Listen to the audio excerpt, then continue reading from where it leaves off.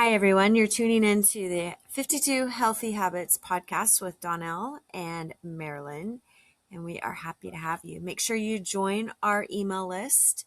You can do that in the show notes. We have the link to sign up for that and follow us on our social medias. Enjoy the show.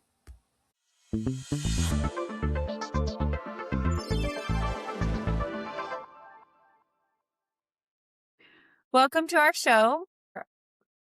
If you're watching the video version, we are back in recliners with blankets. We have new blankets from our last couple of shows. I have We're John in a new Deere. location. John Deere. I don't know what this one is, flowers. And this is just one of our locations that we may be filming in. If you're listening to the audio version, you can't see us, so it doesn't matter. But we're very cozy because we're recording on a very cold day. Yeah. It's cold out there. Maybe you've been listening to our show the past couple of weeks in 2026, and we're happy that you're here. And we're not like professionals. Obviously not. We're in blankets. I have not seen a podcast where people are covered up in blankets. We're not professionals, but we just like to raise Awareness and let people think about what things are being said to us and what reality might be. Yeah. So like our first show was on the low fat, and then it was real funny right after that. Right after. Like 2 weeks after. Well, it was actually the week it was aired is when they changed the food pyramid back and said, stop eating low-fat foods, which we told you that on Monday, the very first Monday of January. And then by Thursday, they were screaming from the rooftops. We were kind of sending a text to each other at the same time, like, did you see this? Yeah, so we're right on target. We've talked about biohacking. We've talked about inflammation of the so just a couple of things about our show. We're drinking tea today that we made. We did not run to town and Even get though it's in a McDonald's cup. We don't judge. We listen and we don't judge. We made Cheers. We made tea. Oh yeah. We made our own tea. I make my own tea most of the time, Donna. I don't, but it's way better.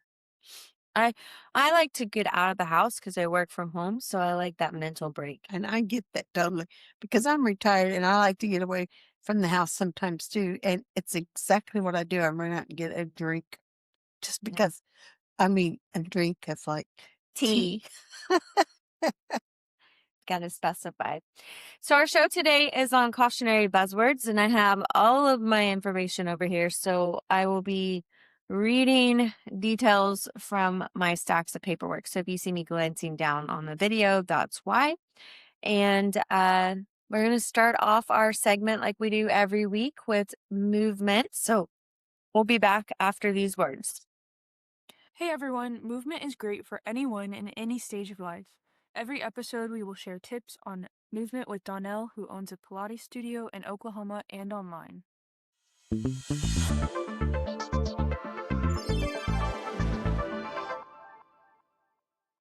All right, welcome back to our show. We'd like to start off with a movement segment. I have a Pilates studio in Oklahoma.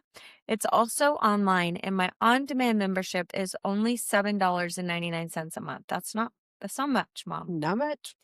How much was that tea?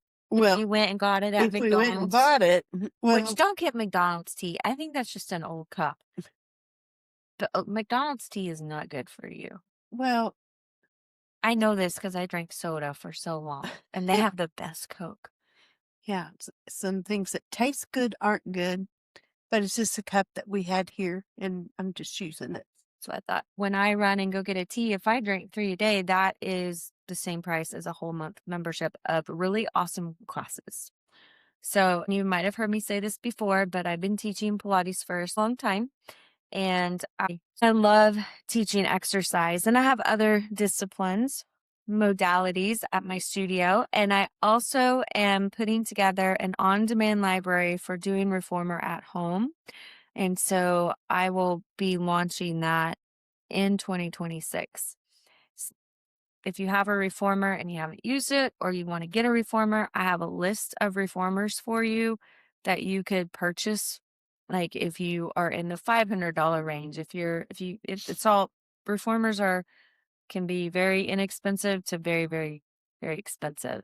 And I'll just tell you, a $200 reformer is not a good idea. And maybe I'll do some time on a future show and explain what Pilates is in this movement section and what reformers are.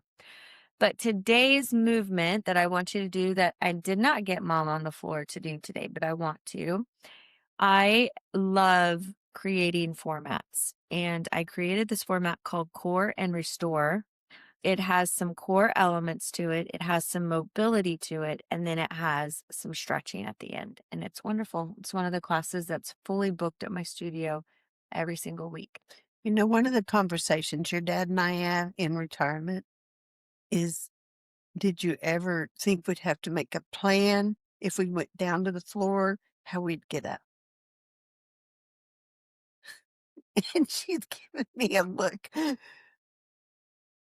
Because I never think about how old my mom is, because she doesn't look 72. 72. 72. To me, she doesn't look 72. She looks like a 50-year-old.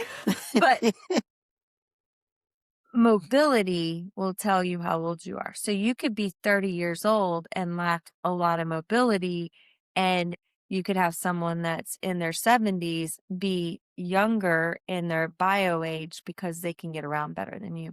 And if you're sitting a lot, if you watch Netflix all the time, if you like to do podcasts in recliners, probably is hurting your mobility a little I bit. would do it at the table. You want to make sure that you're always moving and working through those areas that get stuck. And that's what that Core and Restore does. So you're going to get a longer one this time. It's about 25 minutes in the email this week. So make sure you're on the email and you'll get a copy of that Core and Restore. And I really want you to try it. I hope you've been trying the other classes. I put one of my very old Yens in a newsletter 2 weeks ago. And this last week, I just gave you a walking assignment. Just go walk. Walk forward, walk I like to be backwards. bossy. Do you walk sideways? You can walk sideways. Remember, I took that walking course, and that's one thing they taught us, is to walk, not just walk forward, but in your walking to make sure you're walking backwards and sideways so that you're using more muscles. Try that out. Let me know what you think. And we'll be back after these words. Welcome back to our podcast. And today we're talking about cautionary buzzwords. So, Mom, Caution. without giving them away, because you know the buzzwords we're talking about, what's a buzzword? Buzzword is a word maybe advertisers use to hook us in to trying to do something that we might not otherwise do. And when we say cautionary, you know, a blinking yellow light is caution, you know. Yeah, my low pressure Yeah. car lights Or on. there might actually be a sign out there that says caution.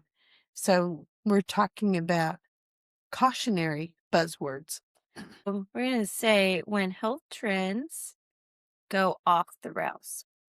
I'm going to give you a little bit of history. We're going to go through some decades of some decades, not buzzwords, but what each decade sort of ended up being shaped around in a health trend. In the 1970s, pop quiz, if you've been listening to our show, our very first show was on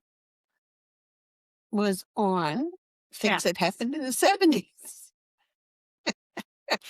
No. Oh, Mom, what we talk about?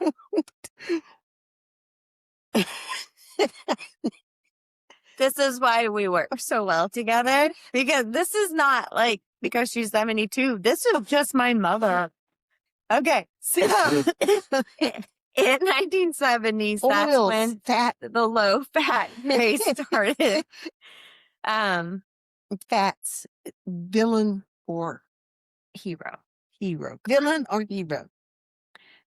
In the 80s, it was sugar-free is healthy. That was like the decade health trend. That's your sugar-free, calorie counting diet foods that still wreaks havoc today on my clients. I every macro client wants to come in talking about counting calories. We're not counting calories. We're talking about macros. And it's just a different way of thinking that we have to just deconstruct, if you will.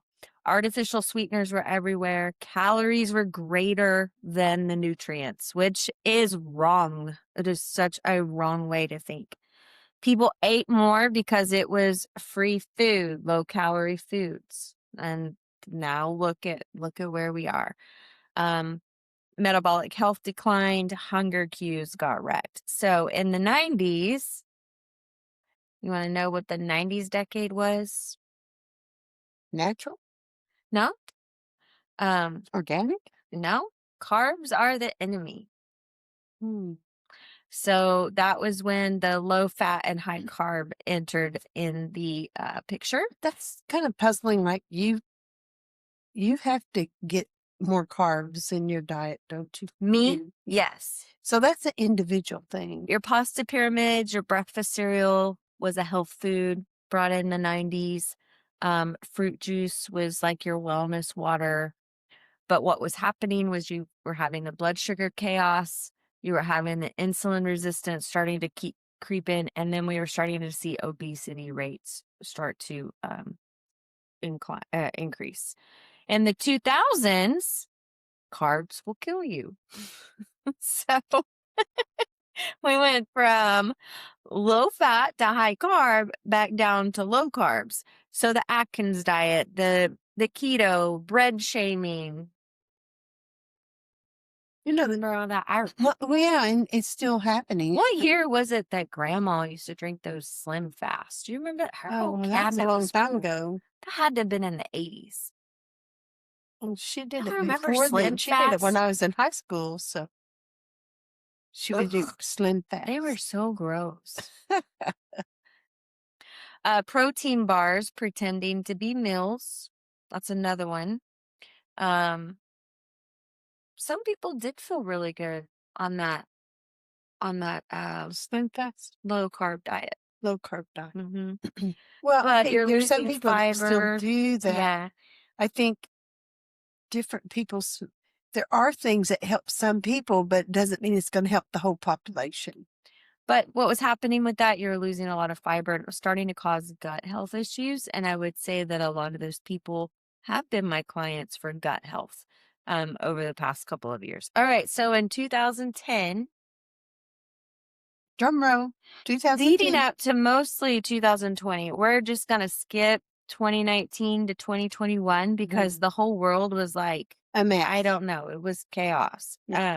But clean eating and becoming wellness influencers has been that decade.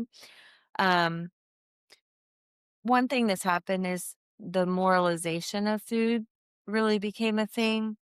Like you were talking to me earlier before the show about making sure the pork you were choosing was raised humanely instead of, Food Inc. came out. All these big documentaries came out at that time. Food Inc., Food Matters. Well, there were people looking for solutions. I mean, like, it wasn't just the people that were experiencing it. There were professionals trying to figure out what is the problem, get to the root of the problems. Like the focus on your ingredient lists were really becoming a hardcore thing, like just understanding what was in your food. And if you think about that, this started in the early 2000s or 2010, 2012. I mean, all my Facebook memories are going through this. That's when the Food Babe really launched her blog, and she has really gone hard and heavy after some of these companies. But she is a big one on putting out the ingredient list. And now Dr. Eric Berg is another one, and he's a great person to follow. He will give you lots of information. Dr. Hyatt, or Hyman, Dr. Hyman. Yes. He's really great. There's a lot of Dr. Axe. But like Dr. Hyman, he was physically sick. Yes. And he was trying to find a solution for himself. Plus, he was seeing patients. Yeah. And it's like, what is going on? And thank God for some of those people, even though some of us do get off on wrong tracks. At least they were trying to solve the problem. You don't see this as much anymore, but on my notes here where I'm talking about the influencing era started up in the around 2015, charcoal everything. But you don't really see people talk about charcoal. We even had a guy that would come to the garden that wanted us to use activated charcoal, that and would it was, work. or biochar, and it is amazing. It is For your amazing. garden, that is amazing stuff. Yeah, and that's still available Mhm. today to use, and we used it on our truck farm. It made a huge difference on our truck farm. Juice fasts were a big thing. That's when we used to go by the gem and get GEM. It was a little juice bar. Remember that? You get Yes. all those sprouts Oh, for the garden. remember that time that, so what she's talking about is we had a compost pile, and she organized that we would go by a certain day of the week and pick up all their leftovers to put on our compost From pile. all the juices that they And we'd always get something. A lot of them I didn't like, but I could Oh, the find juices, yeah. the juices, but I find something. But the interesting thing, I think it really spoke to me big about composting and how important composting is. When we were going to pick up the throwaway from the juice bar, and then we would put it in a tote, and we would take that tote home. It was heavy, but when we put it on the compost pretty. pile, it was so pretty. It was so many It different was colors. so And pretty. we're talking about, my mother would call it slop, you know, the garbage that they would be throwing away. But it made me understand that if we needed nutrition for our body and we saw this rainbow of colors, and so when we would pick this up to put on our compost pile, there was purple from beets, there was green from collards, there was green from kale. I can't think what would be yellow, but we would lemon. lemons. We would see the whole It was so rainbow pretty. Yeah. of color going in, and I thought, oh, that's a good way to remember that when we want to be have good nutrition, make sure there's good color on your plate. And sometimes I have this discussion at home because Don will say, well, why didn't we get mashed potatoes? Well, we're having rice. Or we're not going to have mashed potatoes with rice. Why? Well, it's good to have a good arrangement of color on your plate. Plus, it's more appetizing. But he was like, I don't care. I just want mashed potatoes and rice. you know? That's funny. So juice fasters were really big, became really popular. Coconut oil was another really big. Remember that? Like everybody was using coconut oil for everything. Well, you know, I use coconut oil, but I'm allergic to it when you're cooking with it. And it was a big puzzlement because you're trying to be healthy, but every time you go to eat the food you cooked, I remember that. I got sick, and I'd be like, oh my gosh, what is going on? And it turned out to be I couldn't cook with coconut oil. And in good old American fashion, this is when wellness started becoming expensive. You know, because all of this, well, we're pushing into the industry. These are the really cool things to do. I did say in 2019, 2021, we really skipped that part, but the rise of plant-based eating also came out of the 2010s to 2020.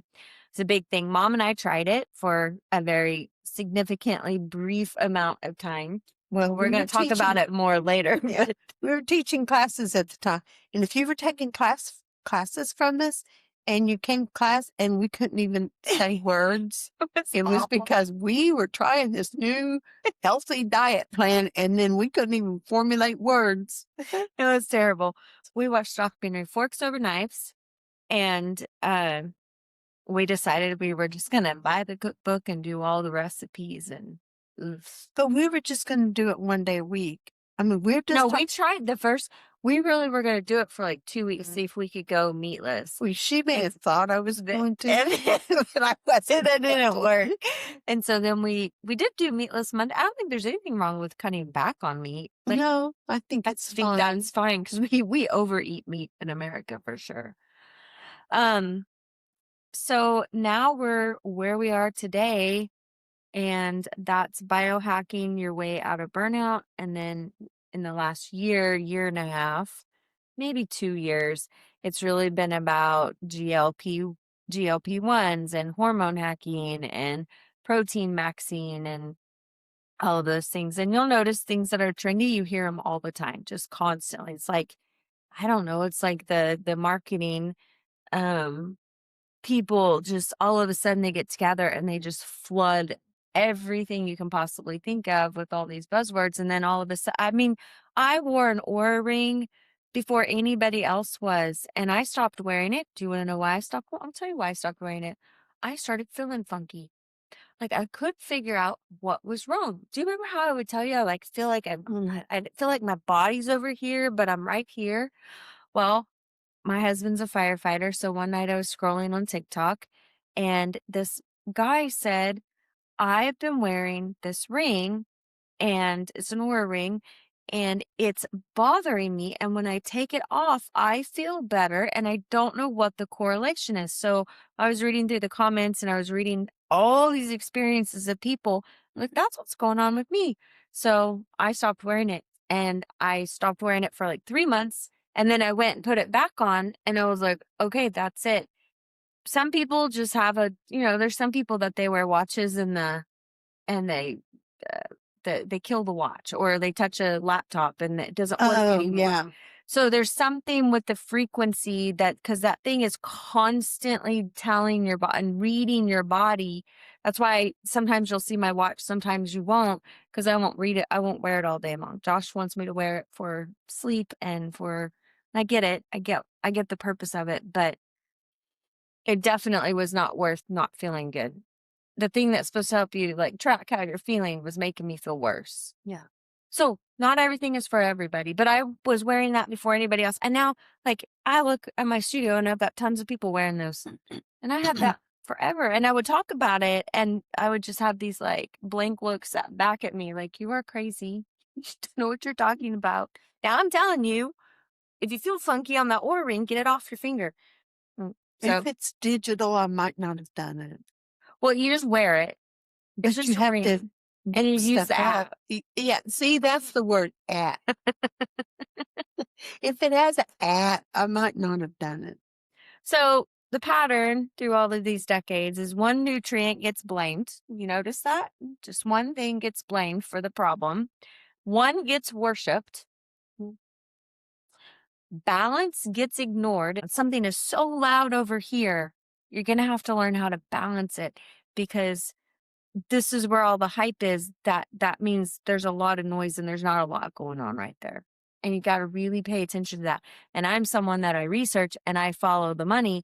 And if I start looking up who owns what company and I see it tracks back to certain companies, I'm not buying it. Well, sometimes noise is a distraction and it's a on purpose distraction, say, to get you to thinking about that and take your mind off other things. Yep.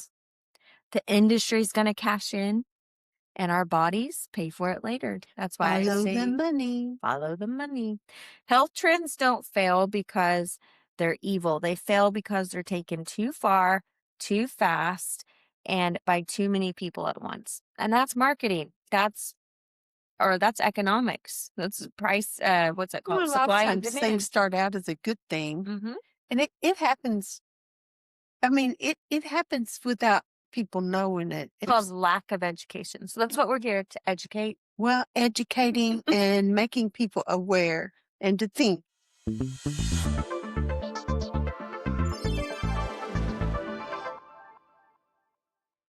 I want to talk about it's not necessarily a buzzword, okay? But it's in the buzzword category that has gotten a huge reputation.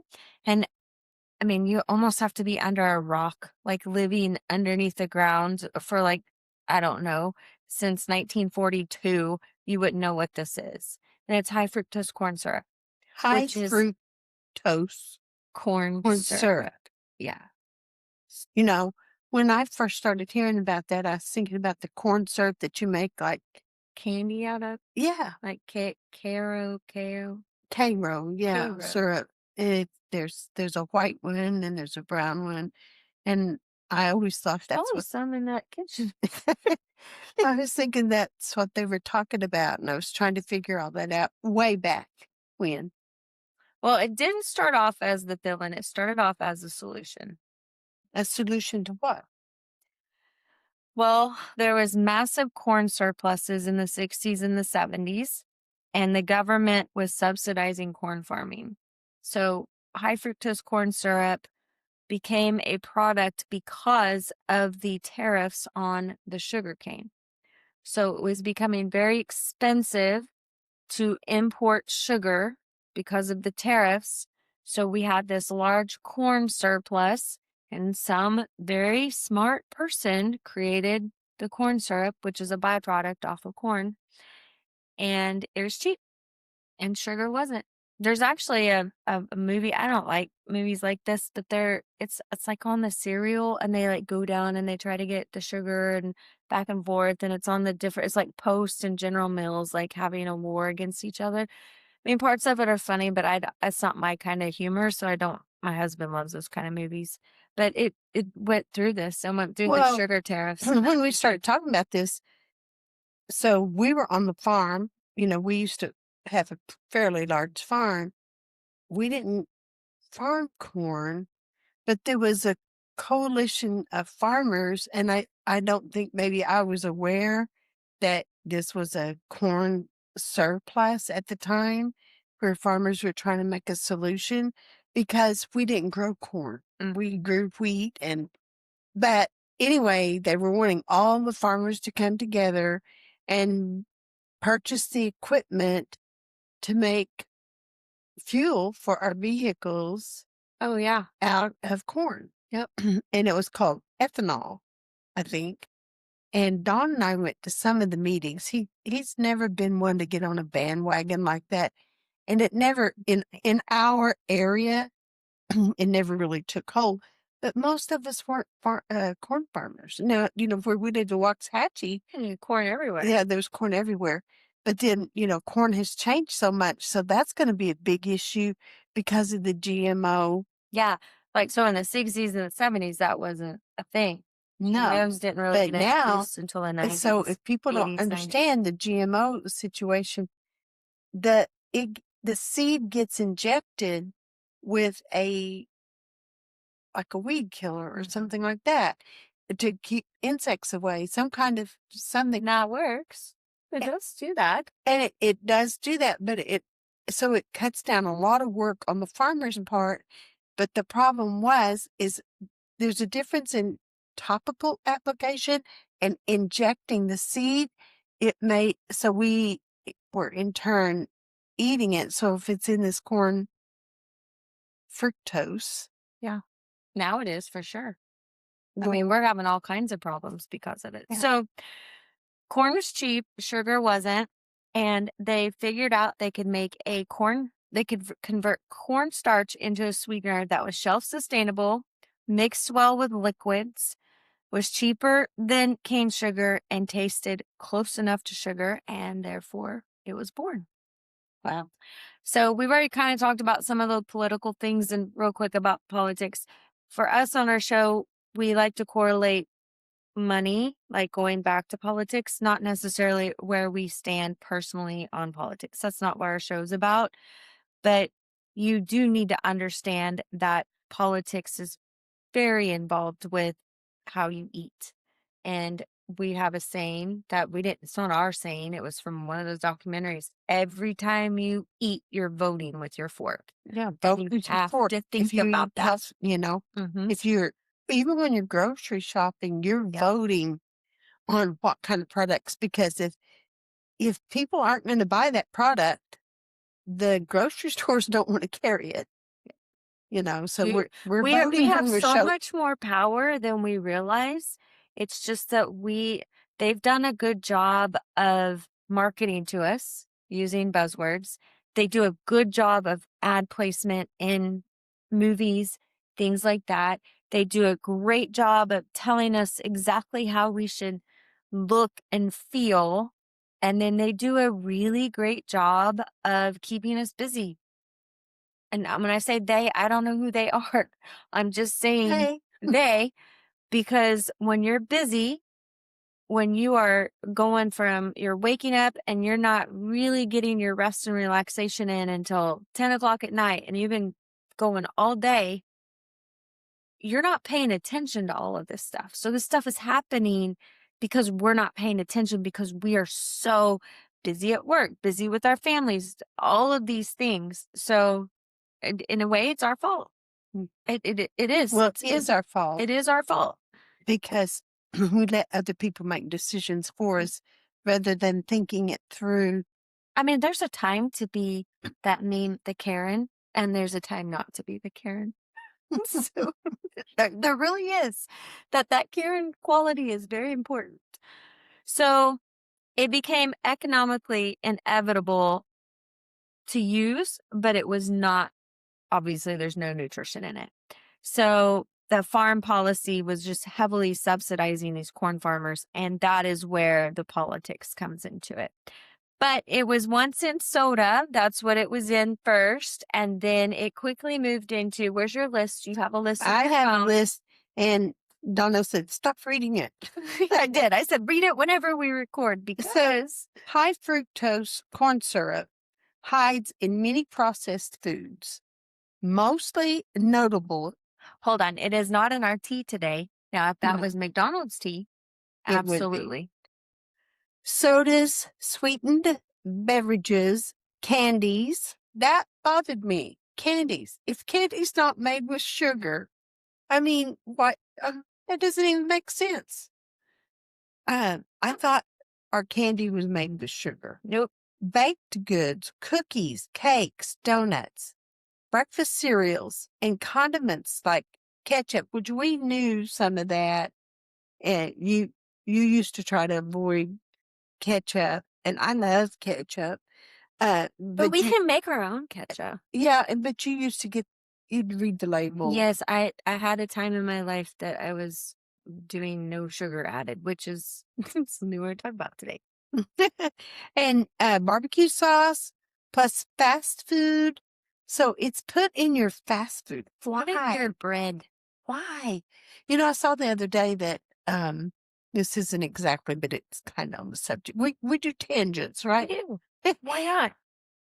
How many ingredients French fries had? Like, French fries are just potatoes. Like 13 ingredients to make French fries from our.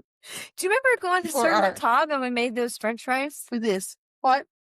The French fries we made at Sur La Table for Christmas last year. Yes. It was just potatoes. No, it's potatoes and usually salt and the oil that it's cooked in. So why would there be 13 ingredients? That makes no sense. Anyway, yeah, this is pretty. Oh, get this one. Are you ready for this one? Flavored yogurts. I was just about to say, we need to mention that it's in yogurt because I know a lot of my clients on macros like that yogurt, but you got to eat the plain. And canned fruit. Now, you've made fun of me sometimes because Don's not the easiest to cook for, but there's some cheats or cuts that I could make. And he's always happy with a little cup of, like Del Monte. It's like his hospital food. She calls it hospital food. But he likes to eat, well, he'll even eat the applesauce, which we've talked about today, and that we were going to, and then the fruit cups. And you can look and find a fruit cup that doesn't have it in it, because I do right now. I can't tell you which one it is, but when I'm at the grocery store, I look and be sure. The other thing that's on this list is soups. Yep. Now, why would we be putting? It's to make us hungry for it, I think. I don't know. And it says all these things require labeling so we can read it and know. I mean, I guess you can't always at the fast food place.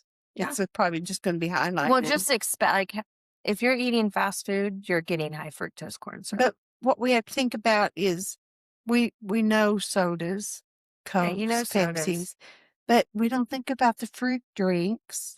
So when I got off of soda, I didn't just get off of soda.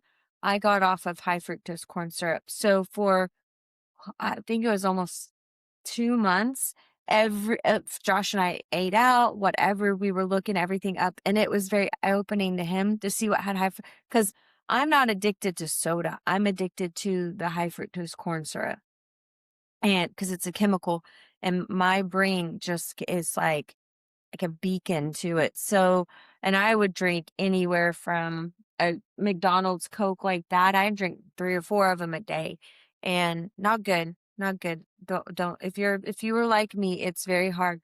But it was almost like remember how much pain I was in? It was like my body was just like peeling away from getting off of it. But I had to like stop every single thing um because it's in everything. It's crazy what it's in. Well, here's another one that I don't think everyone will think about: sports drinks.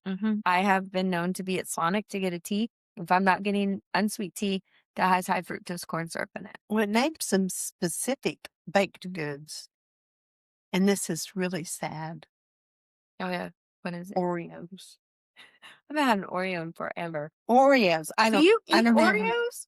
No, not now. But your dad really liked them, so I'd pick them up once in a while. Of course, I'd eat some when I picked them up for your dad. But I watched a documentary on Oreos, and it wasn't about this. It's on a whole nother subject, and it's a leave it on the shelf. Yeah, that's a Don't don't use your fork for Oreos. don't vote. Don't vote. It says Oreos, cakes, pastries, donuts, breads, muffins, breads, So crazy. condiments and sauces is ketchup, barbecue sauce, salad dressings, jams. So look at what happens. It's not, it says relishes and pasta sauces. So here's the deal. Maybe if you just got one of these, Yeah, 2 of them, exactly. you're building up because we're eating all So of much. these different ones, and Right. and it's You're being so exposed to it that you don't even know. So it's not really your fault that you don't feel good when you have an over excessive amount of sugar. It's just that you have to learn how to eat more at home and be in control of your food. We like the convenience. well, Don likes ranch, and so I just let him have his. But I was going Well, to tell you that your dad. I was watching a documentary the other day on YouTube on fast food places, and he said, "Please don't watch that." It was telling funny. the 10 rated the worst and the 10 rated the best. And 2 of the ones that were on the best I'd never heard of. So it must be in some other state or something. But Your issue is never just high fructose corn syrup. It's the amount that you're getting, the dose, because you're getting little micro doses all day long. How many times a day are you doing it? How often do you go get a coffee, like a sweet coffee? How often do you go get tea? How often do you go get a soda? All of that adds up and it compounds, and your liver is the one that is suffering. And when your liver starts to get overloaded, you become anxious, you become overwhelmed, you need to detox that liver. There's some really great ways to detox your liver. But you will become insulin resistant. So it's not because you're sitting around eating cookies and cake. It's because you're eating foods that have this packed hidden. into it. It's hidden. It's hidden, and we're not aware of it. And it's like kind of like Dawn said, "Are you sure you want to watch that? Because, when you find it out, then you Then better you have the it's take heed." ignorance is bliss. Yeah. sometimes. This is where we get played because from what I found is that it has already had 9 different names. Oh, the corn. The high fructose corn Yeah, syrup. it's not always put in there. And that's one of the things they do. They change, like for the ingredient readers, the person standing in the aisle reading or taking a picture with their phone and blowing it up. Or there's even an app to help you know that. So when you see those people in the store, so the industry tries to trick us by changing the name. And marketing companies will also use multiple sweeteners on the label so they don't have to label the high fructose corn syrup as the first ingredient. Hmm. And this is That's about mean. money. That's mean. This is so their product is cheaper, so they make a higher profit. So that the people understand. The first thing on the list is supposed to be what's the most of that's in there. So what you're saying that they're doing is they're using different types of corn syrup, so that won't be the first thing listed. So that's trickery. There's trickery. It's called money. Money, money, money. So we are going to talk to you about, let me tell you some of the names because that may be a question that comes up. High fructose corn syrup solids, glucose fructose, glucose syrup, isoglucose, which is common in Europe, modified corn sweetener, and corn sugar. Modified corn sugar. No, modified corn sweeteners, Sweetener. and then corn sugar. We're easily tricked. Apparently, we just don't pay attention. It's also labeled as HFCS. I was trying to see. And then you'll see some, no singular sugar shows up first on the label. So you have dextrose, maltose, or maltose. I don't know how you say that. Fructose crystals, glucose. And I'm not even going to try to say this one. OLIGO saccharides. And this is how they can legally hide total sugar load. Everyone needs them while you're in the pocket. All right. So let's talk about some buzzwords. Kind of switch gears. That's the reason why I wanted to go over that with you first. The history and all of that is because we're all very familiar with high fructose corn syrup. And I think a lot of us are frustrated with it, that you might not have known it's in everything. I take for Candy granted bars. the knowledge that I have. You just use sugar when you make candy, not. It's in everything. Like, I don't know. I don't really. We do eat out. Well, my husband just texted me because he's going to pull something out of the freezer for dinner. But he said, okay, I went to Sonic for lunch. But he's starting to process it, you know. It does matter. It really does matter. And, you know, you have the people that go at it so hard, and we kind of think they're, you know, a little wacky. I think that any step we take is better than not taking any step at all. Yeah. And it's like exercise. It has to be better if I walk to the mailbox every day and if I drive down there and pick it up. Yeah. I mean, that's not exercise, but it's got to be better for me than not doing it. You know, and say, well, the mailbox is across the road. We have a community mailbox, and we see people walk into the mailbox all the time. It's got to be better for me to even walk my short distance because I'm close than to hop in the car and drive over there. I agree. We're going to give you the 10 top cautionary buzzwords that are right now that you may buy. Top 10. That you may be thinking, ooh, if I buy this because it has this labeled on it, I'm doing good.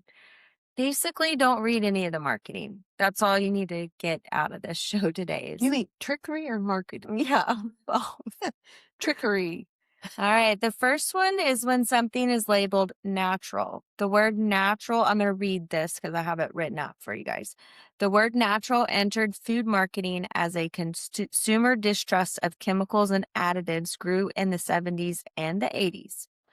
People wanted food that felt closer to nature, so brands quickly learned that the word itself created emotional safety. So you got to think about that. When you're going and you're picking up something and you're looking at all the chips on the aisle and you see this one little chip that says all natural, are you going to go for that one or are you going to go for the one that you know is a chemical mess? You're probably going to gravitate towards that buzzword because they know emotionally they've just connected with you. Smart. It's not dumb. It's very smart. Yeah. The issue is that natural has never been legally defined by the FDA in any meaningful nutritional way. So okay? there's no set standard. No set For standard natural. for natural. Natural. So what makes this word dangerous isn't that it's always false. It's that it stops people from asking better questions. And that's what we want you to do is start asking the right questions. Well, can I say something Mhm. about you talking about the 70s? I graduated in 1972, so I have some knowledge of the 70s. So I don't remember the words natural coming up so much on food because I probably wasn't the grocery shopper, right? Right.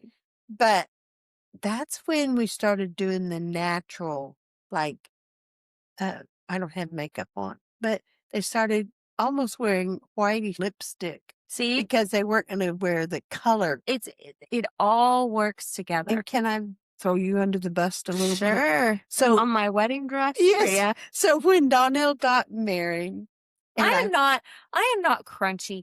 My ex-husband calls me the analytical hippie, and that is a very good description of me. I am not necessarily crunchy. I like crunchy things, so I'm just setting you up for what she's about to tell you because it's so funny. when I went to show, she used to work at the Greenery, and I had worked at the Greenery, and I took her wedding pictures in to show them, and they said, "Oh, of course she would have all this natural looking things at her wedding," because she literally went out in the water and took pictures in the ocean because she had a destination wedding, and they were saying, "Oh, it's just so crunchy, like, and so natural." Everyone always And thinks I I'm so was crunchy. chuckling because she had hair extensions, eyelashes, Yep. and I was like, yeah, it was a Had real, fake nails on at that it time. was really natural, crunchy situation. It was a very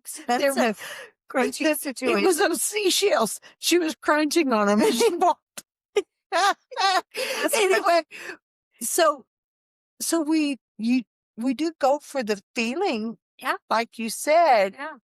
and it is things you did See, like. I'm very good at marketing myself, apparently. These people I worked with forever.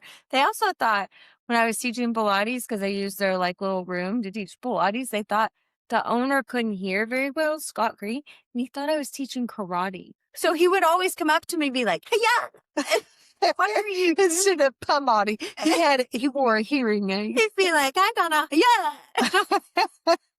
What are you doing? Well, anyway, so that natural thing started in the 70s of more lip gloss instead of, I mean, they were trying to be natural. Of course, the And 70s, that is my go-to natural look is the 70s makeup well, vibe. the 70s followed the 60s, which was, the hippies. Mm-hmm. And so the hippies tried to be all natural and start their own gardens and all of that. So natural does not tell you how the food will behave in your body, only how it wants you to feel when you bite it. So just keep that in mind. And natural sugar is still sugar, and natural flavorings can be lab extracted. Uh-oh. So there's when this pops up, because this comes around a lot, and Mom had asked me about it before. So we're going to talk to you about something that comes up a lot. Yeah. What is it, Mom?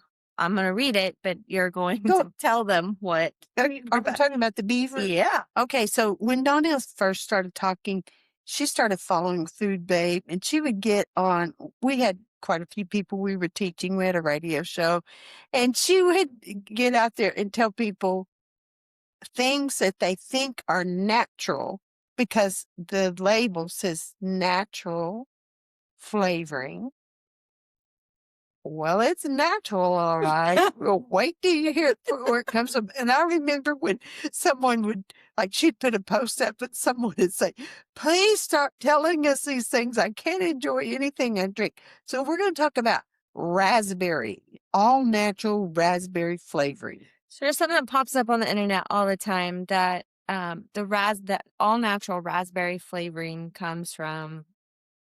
Well, what usually pops up is the anal glands of a beaver. The anal glands of a beaver is all natural. It is all natural. So that goes really, really popular. And then they use it to flavor ice cream and all of that. So I was looking this up because it's definitely something that's come around multiple times. And this is from the Smithsonian. This is an article I pulled up from them. So it is true that you can extract from the castor sacs of beavers, which is between their tail and their behind, their anal. And you basically extract what's called, I think I'm saying it right, castrum.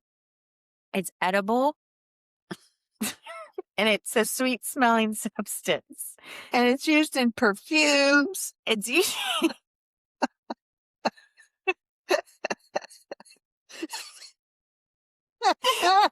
Oh, sorry. I was just thinking about how like you like give someone a hug, you're like, that's a really nice perfume. It smells so like vanilla. Must have got from the beavers. You get that Email. it's from the Okay. castor sac of the beaver. Okay.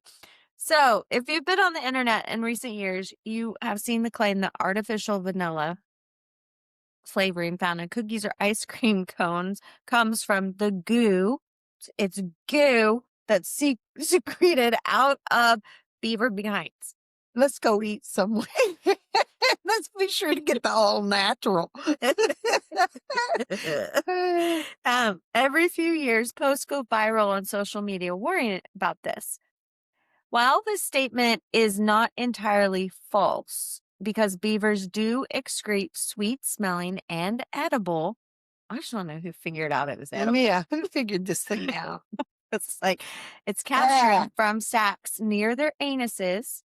You probably can't find this goo on shelves in the grocery store anymore. Okay.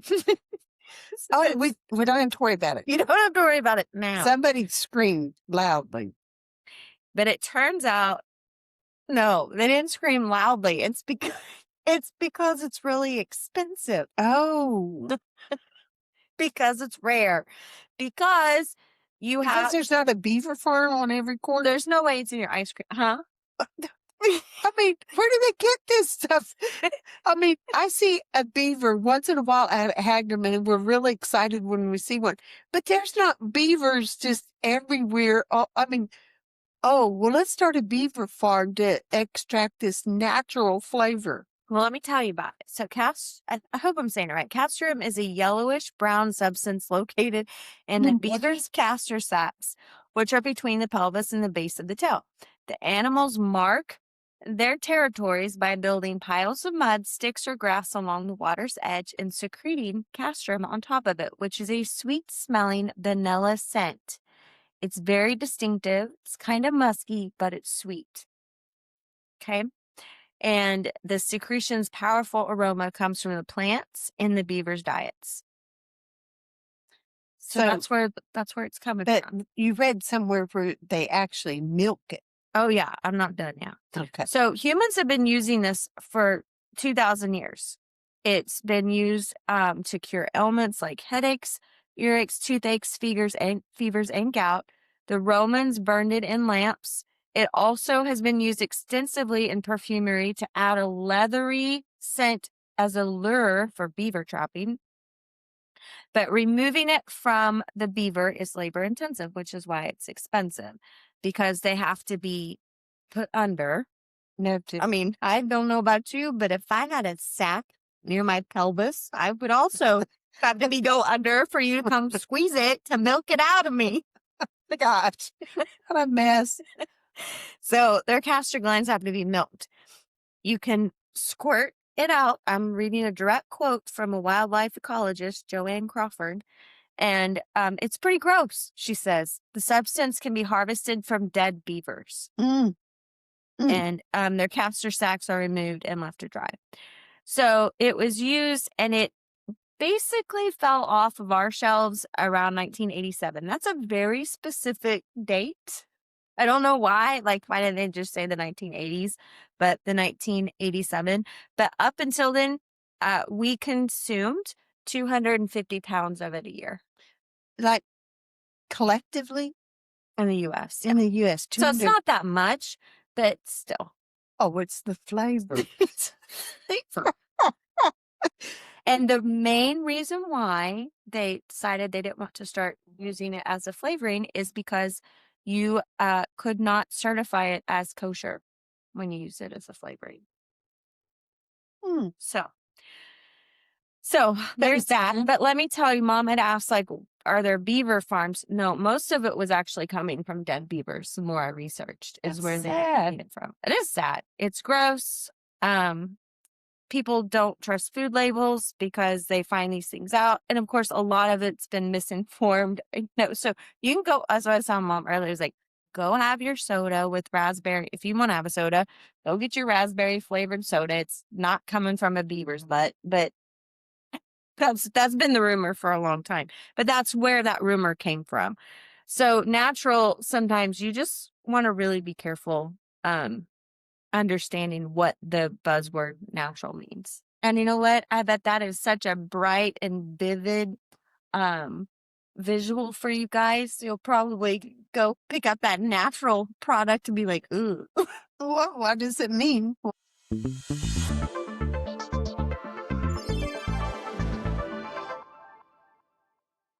Our next buzzword is no added sugar. And that, like I said earlier, that became popular in the early 2000s. Brands needed a way to reassure consumers without actually reducing sweetness, so they learned a technical loophole. The phrase means no sugar was added as sugar. But it says nothing about ingredients that function exactly like sugar once it's consumed. Yeah. What does that make you mad? Well, I think what we don't, when we were discussing this earlier, it reminded me of when I worked with the nutritionist to help me lose weight. I lost weight one time In a wheelchair in a wheelchair. for 9 months. She loved it that I was in a wheel. I mean, in the beginning, we were like, how are we going to do this when I'm in a wheelchair? But, because from an injury. But she's like, it'll be a way to prove that food can make the difference. It's not all about exercise. It's not. Exercise is to help the muscles move with the nutrition you're giving it and grow and be stronger, but you actually lose the weight through nutrition. Well, I lost 38 pounds in a wheelchair, non-weight bearing. Like I could not non-weight bearing I was in that non-weight bearing for 6 months. 9 months. It was a long time.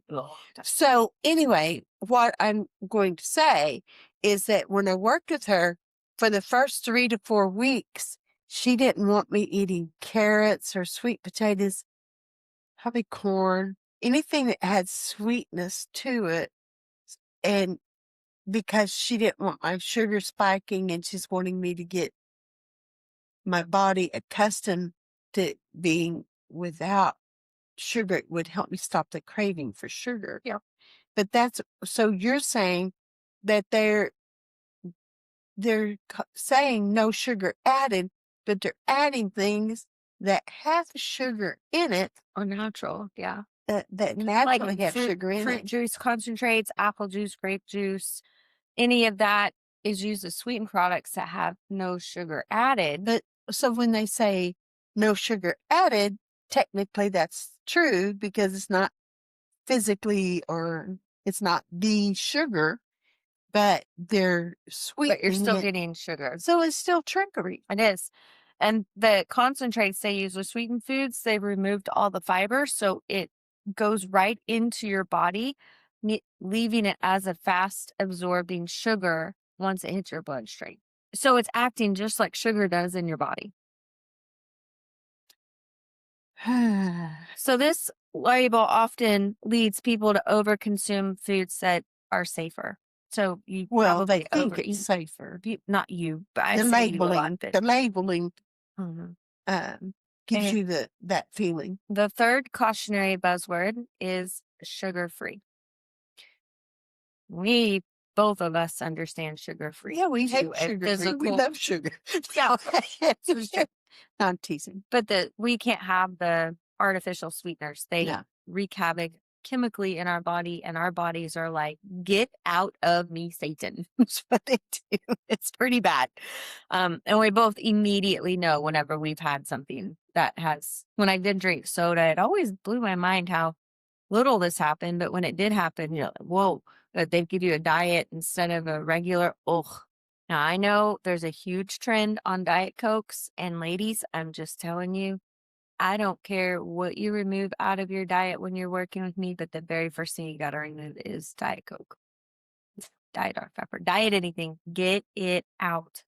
That is a leading cause of dementia and Well, Alzheimer's. way back when, we're talking, let's see, Donnell, how old would have you been when I had to go do all those tests because I was having trouble with my muscles? Mm-hmm. My leg would give way. Mm-hmm. I had fuzzy feelings all the Mhm. time. I would be kind of disoriented. And the test that they did, which they did extensive test on me, it turned out to be like sweeteners. Yeah. Artificial That you used sweeteners. to do that sweet and low all the time. Yeah. And I had to cut all of that out. So But they can I thought I stimulate. was doing a good thing. Well, yeah, of course. The sweeteners the sweeteners stimulate insulin resist or release, and they disrupt your gut bio, so your gut becomes a big issue, and it will confuse your hunger signaling. So sugar alcohols often cause bloating, gas, and digestive distress. And the artificial sweeteners also triggers physiological responses. Well, that's what I'm talking about. But Yeah, go ahead. low fat is the next cautionary buzzword you want to look for. And we Yep. have a whole episode on that. Yes. So Low fat. we're just going to refer you back to episode 01. Go learn about low fat. Plant-based. Plant-based originally means meals centered around whole plant foods, vegetables, fruits, legumes, grains, nuts, and seeds. But over time, with the demand of it, the term became detached from that meaning, and it's evolved into a category that is actually, it's really sad, highly processed foods made from plant-derived isolates, oils, binders, and flavorings. So you would be better eating Sonic or McDonald's. I think there's another example of somebody trying to do something good for themselves, but if you're going to eat meat and you want to eat meat, you want the texture of meat, you want the look of meat, but you're trying to make it out of plant. Why not just eat the meat?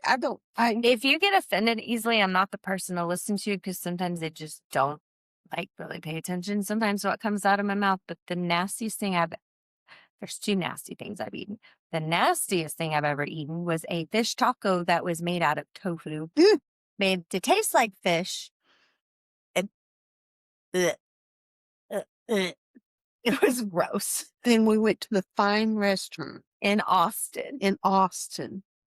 And it was highly recommended. We were so excited. And I Because think we love they were vegetables. wanting us to discuss it on the radio. I think it was when we were doing the radio. Ugh. And it was, Thank goodness they didn't cater well, it. it didn't smell good in there. Oh my gosh. There wasn't anything that we could say good It about. smelled like dirty And dirty toilet. And it's like you said, the vegetables that could have We we like love vegetables. vegetables. Yeah. Like I was like, cool. I love red cabbage. I love But no. it was so bad. It's something to eat. Well, I'm not plant-based anymore, Mom. Take me to McDonald's. Anyway, we tried, y'all, and it just, we tried 2 or 3 times to do meatless and that sort of thing. It just didn't work for us. Didn't work.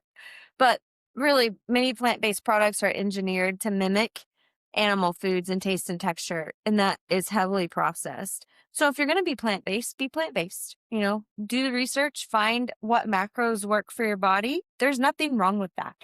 I don't know what else to say there. So we're going to move on. Clean. Clean is another buzzword. Clean eating. Eating clean. Gain traction through the wellness influencers, CrossFit. I just want to say that in my little town, I have a pretty nice grocery store. I do. I love her grocery store. And they just put in a clean eating section. Interesting. It's mostly sushi. Ew. Okay. But ew, When you walk grocery store in, sushi when is you walk the in the worst. door, it says clean eating, Ugh. new section. And I'm like, I'm going to avoid that section. I don't think I've ever been more sick than eating grocery store sushi in my Ugh. life. I don't know. I can't say good or bad. I 'Cause you haven't don't eat eaten it. from that section. So it's more about clean is about moral language. Foods that are framed as clean or dirty, bad, or toxic, or pure or toxic. It it just increases your anxiety around it. Um, so food choices become tied to personal virtue and people lose flexibility. They stop listening to hunger cues and start following very rigid rules. So the clean buzzword is it's just something to be really careful about not getting. You're not going to see it on a label. Well, you could.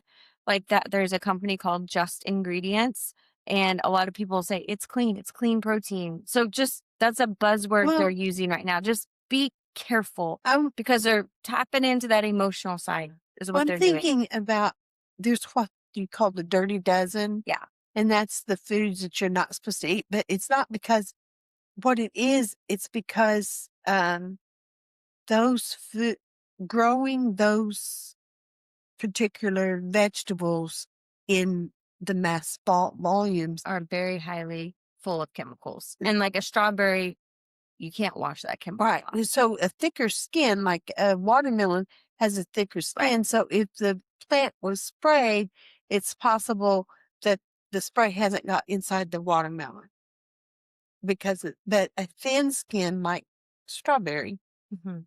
it's going to penetrate. And also on the clean, just remember that when people are using that, and that you're going to hear that more on the influencer side of things when they're trying to sell you products because it's a buzzword that they're being told to say. Just remember that it's kind of, in a way, kind of gaslighting.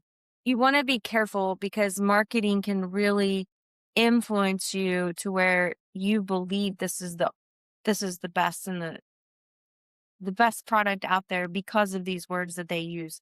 So don't let them shame you into thinking their product is the best. You need to do your own research, basically. So clean is something that a lot of wellness influencers are using. Heart healthy. So Donna looked at me because I'm having heart.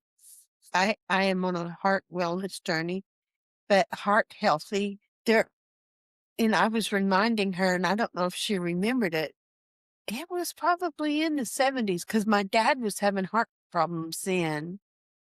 And when they had just started putting a little heart Mm-hmm. beside uh, suggestions on the menu, that was probably healthier for your heart.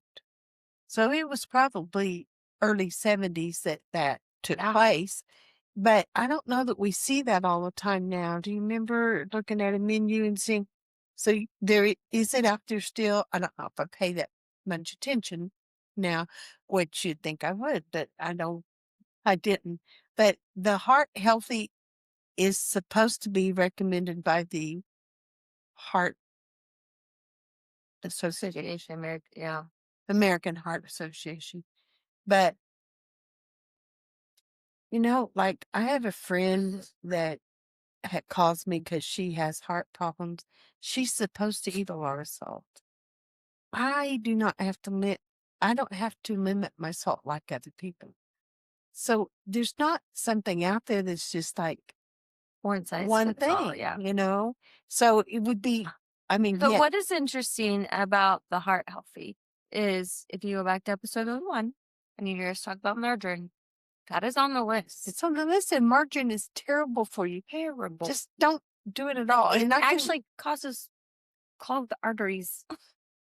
no, It's Donna, like, I remember when my dad started having heart problems, these big words that triglycerides and stuff like that, they were just unheard of at the time.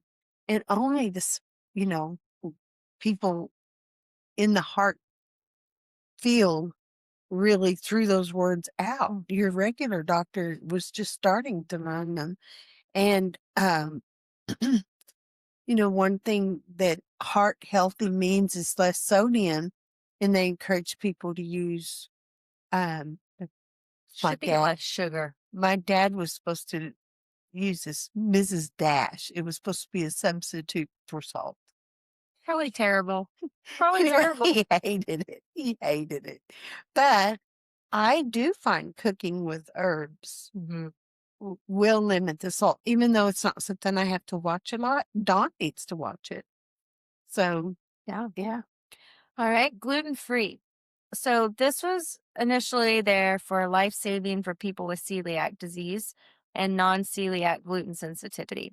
And gluten intolerance, gluten sensitivity, that is all a very real thing. People really do struggle with gluten foods, but it's become such a mainstream culture that a lot of those foods that you're buying are very highly processed. They take out a lot of the fiber and the protein. And so you're really just getting a bunch of junk in your body. So you've got to be really, really careful with where you're getting the gluten free products from. So it is a tool, but not necessarily a badge of health to go and buy your products that say gluten free. we deal with that at the house. Yeah. So, I try to cook for Rena. Rena is gluten free. My sister's gluten free. My sister's really Grandpa was celiac. well, yeah, Or not her but dad, my dad's dad. but he never really took heed to it. Like I think they tried to get him Are you to. kidding me? I'll make meals for him. Like we would have oh, we have to make Buster's plate. This is what he was Well, yeah, getting but that was in. He knew he had this for a long in time. the 70s. Yeah, but Sharon, your grandma Sharon, was really, she really zoned in on it. She did make the food different and tried very hard to have him gluten free to solve a lot of the problems. But it's a big deal for Rena. And I have to be careful what I cook. But what's bad is a lot of times even things that you assume are gluten free are not gluten free. Organic is our next word, Mom. We know this one really well. Well, it was hard for me when I first learned that the United States doesn't have a organic,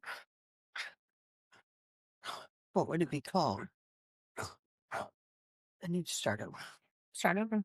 What is it called? The standard.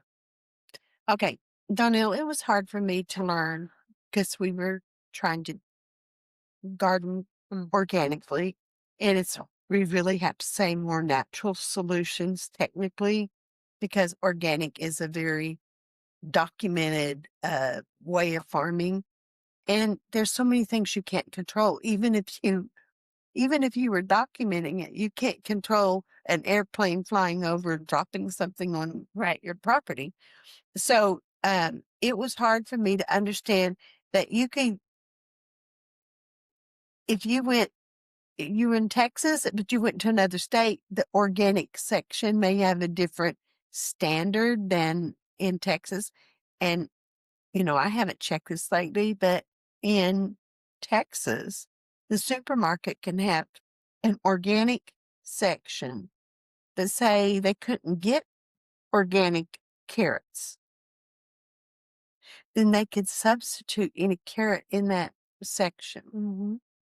So you can think you're buying organic and it might not be organic.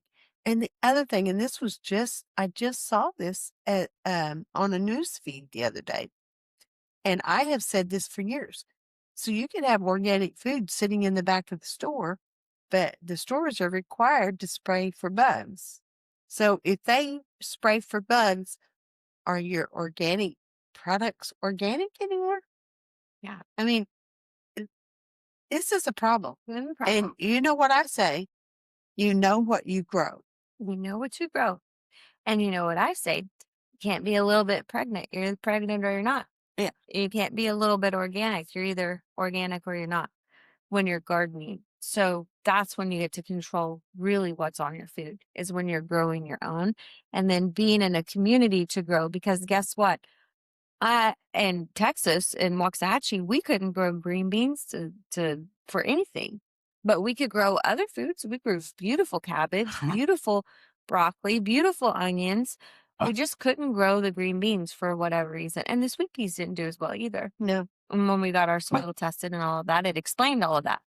But so you need some friends that garden so you guys can swap around.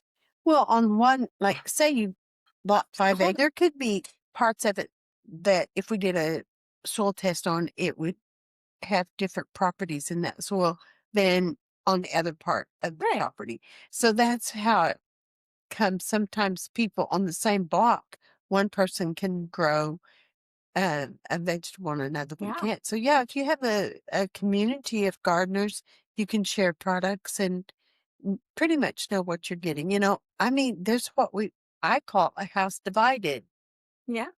because some people, one person wants to be totally organic and the other one wants Doesn't to care. go buy the product and just put it on the anthill. So Yeah. so there, you know, it becomes a situation. So, as far as organic being a cautionary buzzword, you just need to remember that organic cookies, chips, cereals still impact your blood sugar and metabolism. Just because they're organic doesn't mean that you can overconsume them. And the organic label is very valuable information, but it is often mistaken for a health guarantee. So just know that these words are set up for you to feel better, to spend more money. You really need to shop as local as possible. So a good example is natural grocers. Um, when you go in, their produce section is teeny tiny. And the reason why, I'm sure their standards are still this way because they're so small, but they had called us to ask us, can we grow food for them? And we were not certified organic because we didn't want to pay for it. We didn't want to go through the regulatory things that they put on our friends, and they will not buy unless you're certified organic. And I think in terms of what they're doing as a grocery store, I think that's appropriate. I really do. But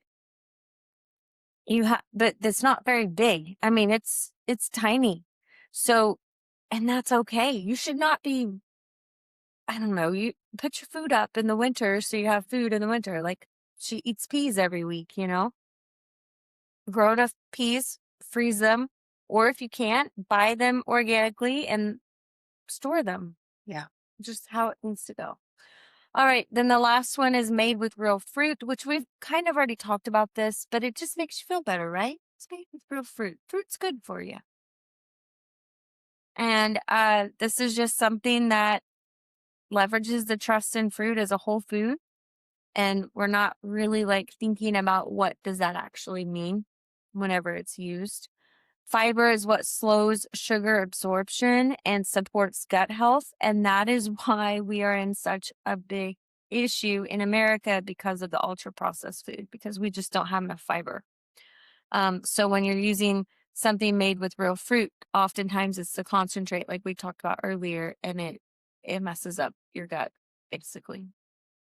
So Are we doomed? it's kind of like a Debbie Downer moment. Well, you guys, we'll be back in just a moment. We're going to talk to you about one of our other favorite essential oils and a quick gardening tip, and then we'll be finished with our show today. Did you know that Marilyn and Donnell have educated on essential oils since 2015? Each week, we will highlight an oil. In our newsletter that comes out on Fridays, we will have a DIY with our oil we spotlight. Here's today's oil.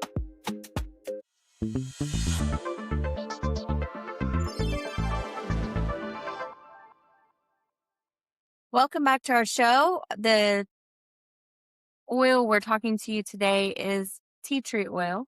And in this case, it's called Melaleuca, but anyway, in doTERRA, there was a reason they had to say Melaleuca, but they were able to change it. Now it says tea tree oil.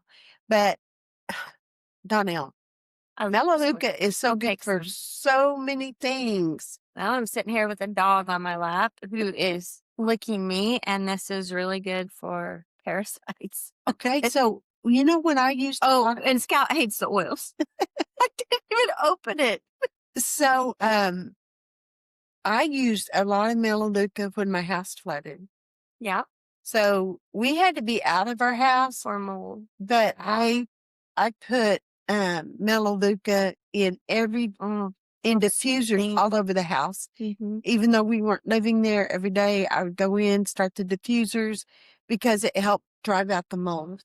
And another thing people use it for is they put it in their shampoo Mm-hmm. when schools start back and Protects you from head lice. the head lice. So people use it for that. And there's so many uses for tea tree. It's not my favorite smelling one. I love it. And the reason why I love it is because we do aroma touches, and that's where I Yeah. learned it's clean. Josh doesn't like it either when I use it in the car. Yeah. But it's good for your immune system. But it's a good oil. It's a very versatile oil. Mm-hmm. All right. And our garden tip today is on harvesting. Harvest. So why do we do all the gardening? So Donnell asked me what I was going to talk about in gardening, and I was flipping through my phone as she started, and I saw an old picture of all the things we'd harvested out of the garden. There was potatoes, there was green beans, there was squash, there was variety of squash. We had zucchini squash, we had spaghetti squash, we had yellow squash. So, you know, when I think about harvest and I think about gardening, it's a lot of work. I love it, but there is a lot of work involved in gardening. And I can remember asking my mother one time, I said, how I must have been frustrated with you girls when I called her. And I was like, Mom, how did you get 6 kids to do so, like go out in the fields and chop cotton or go out in the field and pick cotton?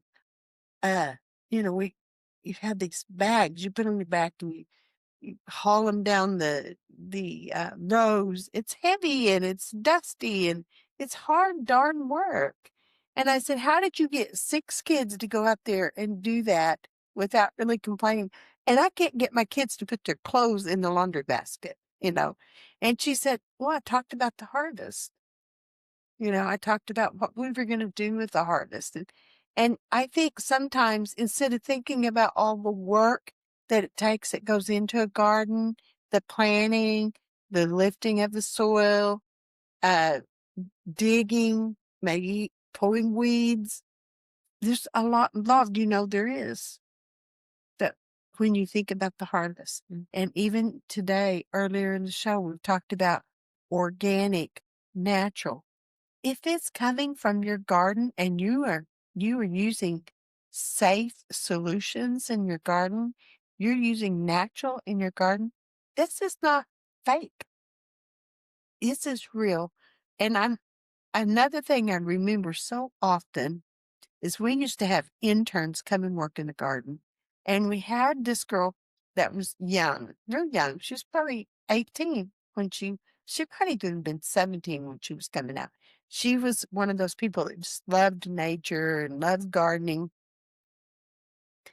And we always cooked from our garden for the people that came and worked in the garden. And she was eating that lunch and she looked up at me and she said, if this is real food, what have I been eating all my life?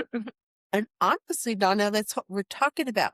We don't seem to know what we're eating. Like I was taken back when I read that. Listen, it said candy's not made from sugar. What? And then when I heard about French fries at the restaurant having 13 ingredients, Right. wait, I fry potatoes at home. I make French fries.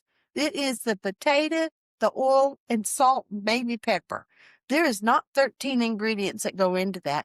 And if we grow it, I say, we know when we grow it, we do know more about the food.